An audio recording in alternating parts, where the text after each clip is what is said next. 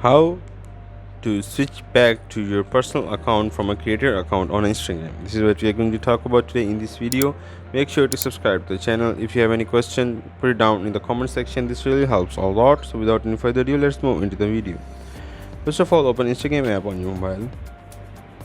As you open Instagram app on your mobile, then you have to go on the profile option that is located down below.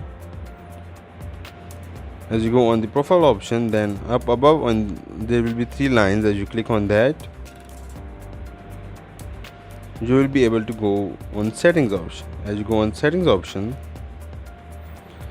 now by going to settings option, then you have to go on the accounts option. As you click on accounts option, then scroll down and you will have an option of switch account type. As you click on switch account type, now you can switch to personal account. This is all from the video. Make sure to subscribe to the channel. If you have any question, put it down in the comment section, and also don't forget to hit the like button. Thank you.